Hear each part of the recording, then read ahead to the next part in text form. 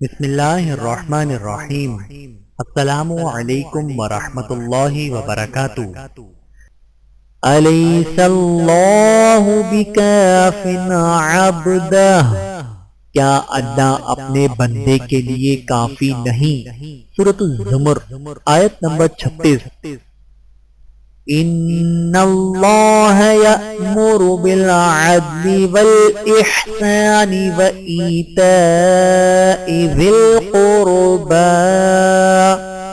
بے شک اللہ انصاف کا، احسان کا اور رشتہ داروں کو ان کے حقوق دینے کا حکم دیتا ہے۔ سورۃ النحل آیت نمبر 90۔ وَرَفَعْنَا لَكَ ذِكْرَكَ، اور ہم نے آپ کی خاطر آپ کے ذکر کو بلند کیا۔ سورہ الم نشرح آیت نمبر 4۔ اللہ تعالیٰ نے حضور صلی اللہ علیہ وآلہ وسلم کے مبارک نام کو یہ بلند مقام عطا فرمایا ہے کہ دنیا کے ہر خطے میں 5 وقت آپ کا مبارک نام اللہ تعالیٰ کے 7 مسجدوں سے بلند ہوتا ہے۔ نیز آپ کے مبارک تذکرے دنیا بھر میں انتہائی عقیدت کے ساتھ ہوتے ہیں اور انہیں ایک عظیم عبادت قرار دیا جاتا ہے۔ صلی اللہ علیہ وآلہ وآصحابہ وبارک وسلم۔ قول معروف ومغفرۃ خیر من صدقۃ یتبعها اذی، بھلی بات کہہ دینا اور درگزر کرنا اس صدقے سے بہتر ہے جس کے بعد کوئی تکلیف پہنچائی جائے۔ سورۃ البقرہ آیت نمبر 263۔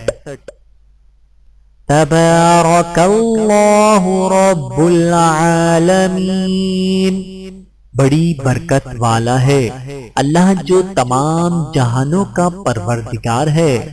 سورۃ الاعراف آیت نمبر 54۔ یا ایہا الذین آمنوا استعینوا بالصبر والصلاۃ ان اللہ مع الصابرین، اے ایمان والو صبر اور نماز سے مدد حاصل کرو، بے شک اللہ صبر کرنے والوں کے ساتھ ہے۔ سورۃ البقرہ آیت نمبر 153۔ امن هذا الذی یرزقکم ان امسک رزقہ بل لجوا فی عتو ونفور، اگر وہ اللہ اپنا رزق روک لے تو بتاؤ وہ کون ہے جو تمہیں رزق دے گا، بلکہ یہ لوگ سرکشی اور نفرت پر جمے ہوئے ہیں۔ سورۃ الملک آیت نمبر 21۔ رب کو سب کی خبر ہے، یعلم ما تکسب کل نفس، ہر شخص جو کچھ کر رہا ہے وہ اسے جانتا ہے۔ سورۃ الرعد آیت نمبر 42۔ وَاتَّقُوا يَوْمًا تُرْجَعُونَ فِيهِ إِلَّا اللَّهِ، اور ڈرو اس دن سے جب تم سب اللہ کے پاس لوٹ کر جاؤ گے۔ سورۃ البقرہ آیت نمبر 281۔ وَكُن مِّنَ الشَّاكِرِينَ، اور شکر گزاروں میں سے ہو جاؤ۔ سورۃ الاعراف آیت نمبر 144۔